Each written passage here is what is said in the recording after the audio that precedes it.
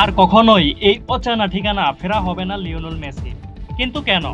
ইংল্যান্ডের বিপক্ষে সেমিফাইনালের মহা লড়াইয়ের আগে নিজেদের মূল ঘাঁটি কানসাস সিটি ছেড়ে দিয়েছেন আর্জেন্টিনা দল। আর বিদায়বেলা নিজের আবেগকে ধরে রাখতে পারলেন না লিওনেল মেসি।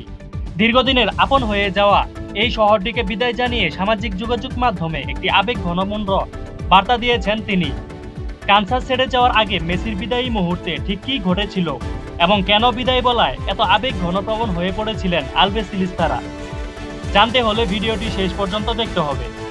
এবারের বিশ্বকাপে শুরু থেকেই কানসাস সিটি ছিল আর্জেন্টিনার সবথেকে বড় শক্তির জায়গা। টুর্নামেন্ট শুরুর আগে থেকে এই শহরে ঘাঁটি কেটেছিলেন তিনবারের বিশ্ব চ্যাম্পিয়নরা। ম্যাচ খেলতে অন্য শহরে গেলেও বারবার এই অচেনা আঙ্গিতেই ফিরে এসেছেন আলবিসেলেস্তারা। কম্পাস মিনারেলস ন্যাশনাল পারফরম্যান্স সেন্টারে শেষ অনুশীলনের পর দলের পক্ষ থেকে একটি বিদায়ী বারবিকিউ আয়োজন করা হয়। এরপর ইনস্টাগ্রামে অনুশীলনের কিছু আবেগ ঘন ছবি পোস্ট করেন লিওনেল মেসি।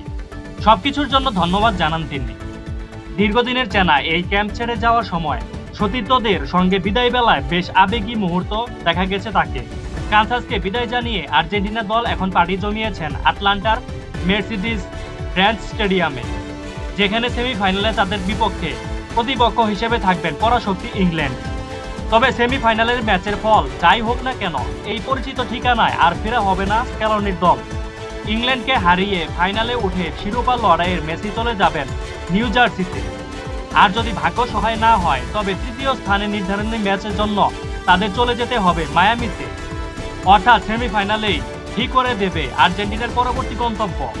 কানসাসের বিদায় বেলায় আর্জেন্টিনার এই আবেগ ঘন বার্তা কি সেমিফাইনালের ইংল্যান্ডের বিপক্ষে বাড়তি অনুপ্রেরণা যোগাবে? 16 তারিখ রাতে মহারণে থ্রি লায়নদের হারিয়ে সেমিফাইনালে পৌঁছাতে পারবে তো বিশ্ব চ্যাম্পিয়নরা? ফুটবল দুনিয়ার সব ধরনের ব্রেকিং নিউজ, ইনসাইট আপডেট সবার আগে পেতে আমাদের গোলপোস্ট বাংলা চ্যানেলটি এখনই সাবস্ক্রাইব করে রাখুন। ধন্যবাদ সবাইকে।